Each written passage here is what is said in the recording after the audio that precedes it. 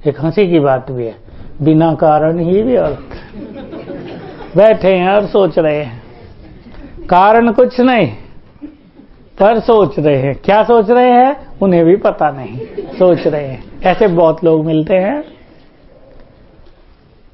खाली होता है ना मन, कोई विशेष लक्ष्य नहीं है, कोई सुंदर विचार नहीं है मन में, तो चलता रहता है। और कभी कभी मन की दिशा कईयों की इतनी गलत हो जाती है, इतनी फास्ट हो जाती है गति, कि उसको वो कंट्रोल नहीं कर पाते। मैं सुनाया करता हूं, कभी कभी कई कुमारों के आ जाते हैं फोन, व्यर्थ संकल्प इतने चल रहे हैं, हम दुखी हो गए हैं, क्या करें, रोक भी नहीं पा रहे हैं, दुखी हो रहे हैं, सोच रहे हैं और दुखी हो रहे हैं। ये अति दयनीय स्थिति है ना कईयों की। कुमारों का मैं नाम लिया, बाकी सबकी हो जाती है कभी कभी। अब क्या करेंगे? पहले 5 अपने इंपॉर्टेंट कारण लिखेंगे सभी, उसका हल कैसे करेंगे? एक हल ऐसा है, कुछ पॉइंट ऐसे हैं जिनके अभ्यास से आत्मा व्यर्थ से मुक्त होने लगती है।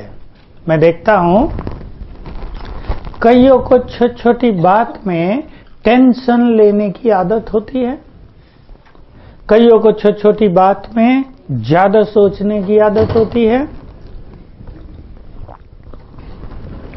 या नहीं? भगवान आया है, सब कुछ अच्छा चल रहा था, थोड़ी सी देर में सब कुछ बिगड़ गया। क्यों बिगड़ गया? स्टेज पे लोग बाबा की दृष्टि लेने आ रहे, देख लिया उसने ये भी आ रहा है, बस गया। भगवान ने जो इतना नशा चढ़ाया था वो सब पूरा हो गया। अरे ये स्टेज पे दृष्टि लेने आ रहा, करता तो कुछ नहीं है, पुरुषार्थ तो कुछ नहीं, देखा, बस दिखावा करते। अनेक संकल्प चलने लगे।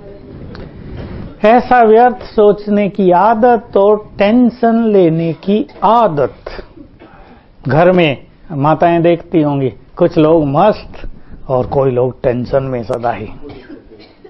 मस्त वालों को देखकर टेंशन कि ये खुश क्यों है, ये भी अच्छी बात है। तो कुछ ऐसी चीजें हैं जिनसे व्यर्थ का फोर्स खत्म हो जाता है। भाई मोबाइल जरा ध्यान से रखो, बंद करो, ये आ रहा है। हाँ फोन आ रहा है, ये तो नहीं आ रहा, इसमें भी आ रहा होगा।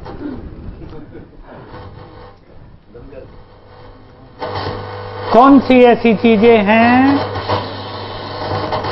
वहां से पकड़ रहा, वहां से, कौन सी ऐसी चीजें हैं, वहां गड़बड़ है कुछ, वहां वाले का तो नहीं चल रहा। हाँ ये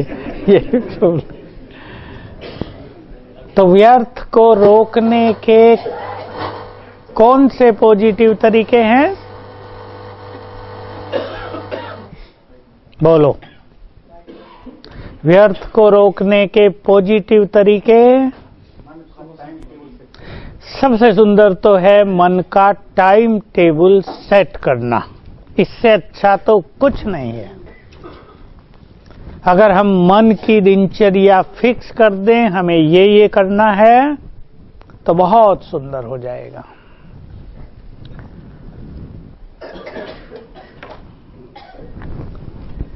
चालू कर दो। तो दूसरा, कुछ 5 चीजों पर हम ध्यान दें। साक्षी भाव, अशरीरीपन, स्वमान का अभ्यास, अमृत वेले स्वयं को बहुत अच्छी स्थिति से फुल करना, अमृत वेला और मुरली, रस मिलता है ना, तो बहुत सारा व्यर्थ समाप्त हो जाता है। व्यर्थ उनको भी ज्यादा चल रहा जिनका अमृत वेला और मुरली खाली जा रहे हैं। और 5वीं चीज बोलो, जिससे व्यर्थ के फोर्स खत्म होने लगे।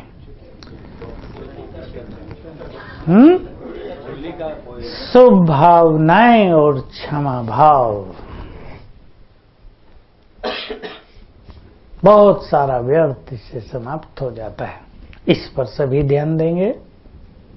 ये एक जनरल चीज है, अगर इसको हम बढ़ाएंगे तो हम समझ ले 80% व्यर्थ संकल्प तो समाप्त होंगे तेजी से। पहले ही दिन में अनुभव हो जाएगा कि बहुत कुछ ठीक हो गया है। बाकी जिस तरह के व्यर्थ संकल्प चलते हों, 5 जो कारण आप निकालेंगे, उसमें ज्ञान की अलग अलग बातों का प्रयोग करना। चिंताएं हो रही हैं, ज्ञान, ड्रामा के ज्ञान की कौन सी बात याद करेंगे? होगा वही जो कल्प पहले हुआ था, होगा वही जो बना बनाया है। चित्त को शांत करें, सबको अनुभव है। कभी कभी हम भविष्य की चिंता करते हैं और जब वो भविष्य हमारे सामने आता है तो हमें क्या लगता है? यार वैसे ही चिंता कर रहे थे बिना मतलब, ये होना तो ये था, तुम ऐसे ही परेशान थे। सबको अनुभव है। मैंने बहुत समय पहले ये अपने अनुभव देखकर व्यर्थ की चिंता छोड़ दी थी कि नहीं, सब कुछ सुंदर होगा। एक अच्छा संकल्प कर लें, सब कुछ सुंदर होगा, भविष्य सुंदर होगा, सब कल्याणकारी होगा, सब हमें आगे बढ़ाने वाला होगा। हम ये बात अच्छी तरह समझ लें, हमारे संकल्प ही हमारे भविष्य को डायरेक्शन देते हैं। हम बार बार सोच रहे हैं कहीं ये ना हो जाए, तो ये हम गलती कर रहे हैं, हमारा डायरेक्शन ही गलत जा रहा है। क्योंकि हमारे हर संकल्प में क्रिएटिव एनर्जी है, रचनात्मक शक्ति है, हम निर्माण कर रहे हैं। हम अच्छे से अच्छा सोच के तो देखें, अनुभव करें, सभी एक्सपेरिमेंट करें। कोई बात आपके सामने है, कोई भी परिस्थिति आपके सामने है, उसके लिए आप अच्छा सोचना शुरू करो, ऐसा हो जाएगा। यही होना है, बाबा यही करेगा और परिणाम देखो। तो रोज ऐसे एक्सपेरिमेंट करने से हमें अपने भविष्य के बारे में निश्चिंतता आ जाएगी। बाबा के लिए बहुत अच्छा शब्द कल फिर बाबा ने बोला, ब्रह्मा बाबा बहुत बड़ी जिम्मेदारी संभालते हुए भी कैसे रहे? बेफिक्र बादशाह, न्यारे और प्यारे, मस्त। मुझे बाबा की ये बात बहुत अट्रैक्ट करती है। जब से मैं आया मैं सोचता था ब्रह्मा बाबा भी कैसे व्यक्ति थे। बेगरी पार्ट आ गया, 5 साल तक चला लगभग, खाने को कुछ नहीं, 380 लोग घर में और वो मस्त। लेकिन ये दिखा भी नहीं सकते मैं मस्त हूं, मुझे तुम्हारी कोई चिंता नहीं बच्चों। अगर ऐसा दिखा दे कैसा लगेगा? अंदर में मस्त, बाहर से केयरफुल। सोचने की बात है ये स्थिति। दूसरी बात देखो, सब जानते हैं परिवार वाले, किसी के घर से उसकी कन्या चली जाए, जरा रात को थोड़ा देर से आए, क्या क्या होता है पता है ना? बाबा के बच्चे जाने लगे उसे छोड़ छोड़ के, जिन्हें उसने बहुत प्यार दिया था, जिनको उसने अपनी उम्मीदों के सितारे बनाया था, वो सब छोड़ छोड़ के जाने लगे। 250 से भी ज्यादा निकल गए, फिर भी अचल अडोल। सोचने की बात है, कितना उस आत्मा के पास एक बल, एक भरोसे की स्थिति रही होगी, कितना उनके पास नशा रहा होगा। बाबा का काम है, उसके बच्चे हैं, भूखे दिख रहे हैं सब, पर विश्वास के वो सबको खिलाता ही रहेगा। ये परीक्षा ले रहा है बाबा, हमें पास हो जाना है, सब ठीक हो जाएगा। सोच कर देखें, सभी परिवार वाले बैठे हैं ना, घर में ऐसा हो जाए तो क्या हाल हो। आजकल हो जाए किसी के साथ तो बाबा को छोड़ के भाग लेते हैं, बाबा पता नहीं कैसा है, जब से मिला है समस्या है, हमारा गुरु ही अच्छा था। बहुतों की कहानी में सुनता हूँ, फटाफट संशय।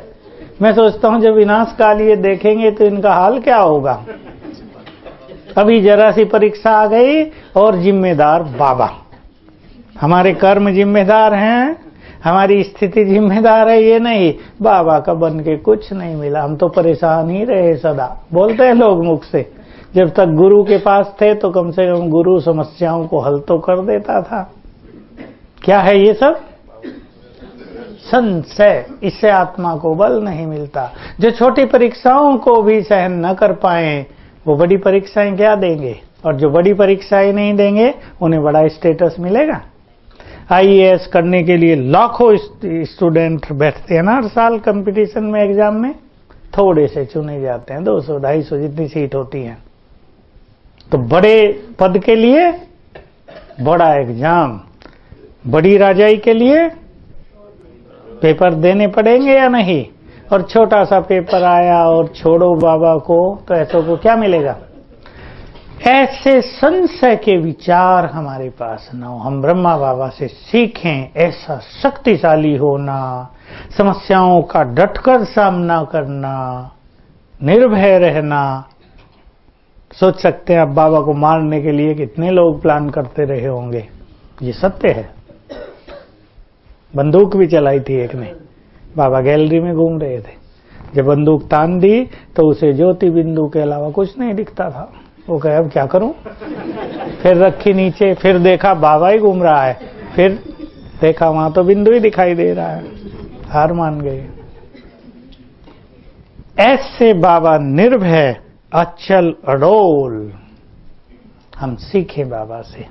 ऐसी बेफिक्र बादशाह की स्थिति हम लाएं जीवन में, क्योंकि ये भय बहुत व्यर्थ संकल्पों को जन्म देता है, किसी भी तरह का भय। और बाबा बिल्कुल निर्भय, बेफिक्र बादशाह, भगवान भरोसे जीने वाले, एक के बल पर जीने वाले। वैसे भी वो स्वयं भी ब्रह्मा है, थे ब्रह्मा, सबसे शक्तिशाली और महान आत्मा है या नहीं? सबसे शक्तिशाली और महान आत्मा। सबसे शक्तिशाली वही होता है, वो शक्तिशाली नहीं जिसके सामने परिस्थिति ना आए। शक्तिशाली वो जो परिस्थितियों को सहज भाव से पार कर ले, विजयी हो जाए, वो शक्तिशाली है। शक्तिशाली वो नहीं जो किसी लड़ता रहे, बड़ा पावरफुल है, बात ही नहीं सुनता, ये शक्तिशाली नहीं। शक्तिशाली वो जो शांत हो जाए, है ना? तो हम व्यर्थ संकल्पों पर ध्यान देंगे और श्रेष्ठ संकल्पों की कमाल देखेंगे। और संकल्पों को समाप्त करने के लिए कई जगह, जैसे हमने 5 बातें निकाली, एक छठी बात भी है, उसी में आप लिख लें, समर्पण भाव। अनेक समस्याएं और चिंताएं तुम्हारी, अपना जीवन बाबा के हाथ में दे दें। विशेषकर जो समर्पित हैं और जो परिवार वाले भी हैं, सबको कुछ ना कुछ इस तरह की चिंताएं होती हैं जिनका समाधान होगा, बाबा मेरा जीवन आपके हाथों में। दादी जान की सुनाया करती है ना, बीमार रहती थी बहुत, तो बाबा को कहा बाबा मैं कुछ सेवा नहीं कर पाती, तबीयत खराब रहती है।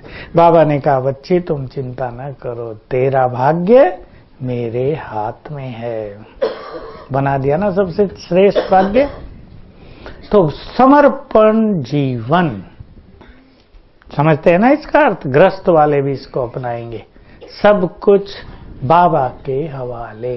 तो पसंद है सभी अपने को व्यर्थ से करने का लक्ष्य बना लें। और एक अच्छी बात इसमें ये ध्यान देंगे, व्यर्थ शुरू होते ही हमें पता चले कि व्यर्थ शुरू हो गया है। ऐसा नहीं आधा घंटा चल जाए फिर पता चले। जब वो जहर फैल जाए, जब उसका इफेक्ट हो जाए मन बुद्धि पर, स्थिति पर, तो कठिन होगा। सर्वश्रेष्ठ तीव्र पुरुषार्थ इस फील्ड में उसे कहेंगे जो संकल्प चलते ही उनको समझ ले, संकल्प चल रहे हैं, उनकी दिशा बदल दे, पॉजिटिव कर दे। तो तीव्र पुरुषार्थ किसे कहेंगे? क्योंकि बाबा ने तो कह दिया, पुरुषार्थ नहीं तीव्र। छोटी पॉइंट निकालने, जल्दी से जल्दी बिंदु लगाना। सवेरे उठने में अगर ढिलाई हो, चुस्त कर देना।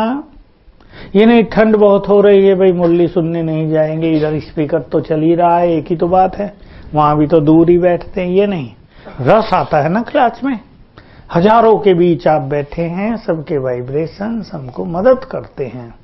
और तीव्र पुरुषार्थ, कोई भी कमी जो हमें दिख रही है उसे दृढ़ता पूर्वक छोड़ना, ये भी बहुत बड़ी चीज है। योग अगर किसी का 1 घंटे है तो 2 करे, 2 है 4 करे, 4 है 6 करे, ये तीव्र पुरुषार्थ। तो स्पीड को बढ़ाएंगे हम। 2 मास बिल्कुल अपने अंदर और अपने साथियों में लहर फैलाएंगे, ठीक है ना। ये है तीव्र पुरुषार्थ, तेज गति से कोई काम करना। स्थूल में भी देखें, कोई व्यक्ति काम करता है बहुत धीरे, 1 घंटे का काम होगा उसको 2 घंटे लगते हैं, और कोई व्यक्ति काम करता है 1 घंटे का काम आधे घंटे में, इसको तीव्र कहेंगे ना, तीव्र गति। ऐसे ही हमारा पुरुषार्थ, हम लंबे साल से चलते आ रहे हैं और बहुत धीमी गति से चल रहे हैं, अब तक कुछ ज्यादा प्राप्त नहीं हुआ है, जैसे थे वैसे ही रह गए हैं, वो ठंडा पुरुषार्थ। और तेजी से अनुभवों की ओर बढ़ जाए, रोज अच्छे अच्छे अनुभव होने लगे, तीव्र पुरुषार्थ। सब याद रखेंगे, अनुभवों का आधार सुंदर विचार, दूसरा आधार निसंकल्प स्थिति, पर सुंदर विचार अनुभवों का आधार है। सवेरे उठते ही हमें सुंदर विचार आ जाए, संसार की अनेक आत्माएं मेरा आह्वान कर रही हैं, मुझे फरिश्ता बनकर उनकी कामनाओं को पूर्ण करना है। संसार की अनेक आत्माएं मेरी ओर प्यासी नजरों से देख रही हैं कि ये हमारे फरिश्ते पूर्वज हमें सकाश दें, सकाश देने में लग जाएं, अनुभव प्रारंभ हो जाएगा। संकल्पों के साथ पुरुषार्थ करेंगे, सुंदर संकल्प अपने मन में रखने हैं। एक सुंदर संकल्प ये भी है, कर ले जो भी चाहे, मुझे सबसे पहले बाप समान फरिश्ता बनना है। मुख से नहीं बोलेंगे, नहीं तो पड़ोसी मजाक कर सकते हैं आपका। अंदर में उमंग भर दें, मुझे सबसे पहले करना है, जो कोई नहीं कर सका वो मुझे करके दिखाना है। हो सकता है ना ये उमंग, इसमें हम किसी से तुलना नहीं करेंगे, हमें करना है, मेहनत करनी है। तो इस तरह हम सभी बाबा की इन कामनाओं को पूर्ण करेंगे। और लास्ट सुंदर बात, बाबा ने क्या कहा, जो करेंगे उन्हें बाबा इनाम भी देगा। पास ही बैठे मेरे लोग कह रहे थे कई इनाम इकट्ठे हैं, अब तक तो मिले ही नहीं। मिलते हैं या नहीं? बाबा का इनाम तो वो है, बाबा घड़ी दे दे, सीडी प्लेयर दे दे, कोई अच्छी चीज दे दे, गोल्ड की, उससे कुछ होगा? बाबा की दुआएं, उसका सहयोग, उसका प्रेम सबसे बड़ा अवार्ड है ना। कल परसों बाबा का ये शब्द भी बहुत अच्छे थे, बाप ने सभी बच्चों के स्नेह को स्वीकार किया। कितनी अच्छी बात है ना, भगवान स्वीकार करे।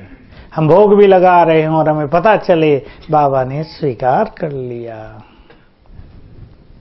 तो बहुत अच्छी बात थी। बाबा इनाम देंगे, लेकिन साथ में इस 2 मास को बाबा विशेष रूप से वरदान दे दिया है, और जो श्रेष्ठ तीव्र पुरुषार्थ करेंगे उनको एक्स्ट्रा मदद मिलेगी। इसको अंडरलाइन करके रख लें अपने पास। हम थोड़ा सा उठेंगे वो उठा लेगा हमें, हम थोड़ा सा ऊपर आएंगे वो उड़ा देगा हमें, बहुत मदद मिलेगी। इसलिए इस समय का भरपूर फायदा उठाएं। बुद्धिमान वही जो अवसरों का फायदा उठाए। दुनिया में भी ये मान्यता है, बुद्धिमान वो अवसरों का फायदा उठाए। बिजनेस वाले करते हैं ना, दिवाली आ गई, दुकान चल रही खूब, तो रात को भी जागेंगे, 8 बजे ही बंद करके सो जाएं। लोग क्या कहेंगे, बुद्धू है, इसको पता ही नहीं सीजन चल रहा है। अवसरों का फायदा उठाए। ऐसे अवसर कभी कभी आते हैं। मुझे याद रहता है 73 जनवरी बाबा ने फुल मास को कहा था वरदानी मास, जिसको जो चाहे वरदान ले। पूरे मास का प्रोग्राम दिया था और हम देखते थे साक्षियों के, जिन्होंने किया उनके लिए वो अविनाशी बन गया। वरदान माना अविनाशी बन गया सदा के लिए। तो 2 मास हमारे लिए सुंदर वरदान है। हम प्रभु प्रेम के दुआओं के पात्र बन जाएं, जोड़ लगाकर। ऐसे नहीं भूल जाएं तो बाबा को भी लगेगा ये कैसे स्टूडेंट हैं। चलो, ओम शांति। ज्वालामुखी योग परम धाम में।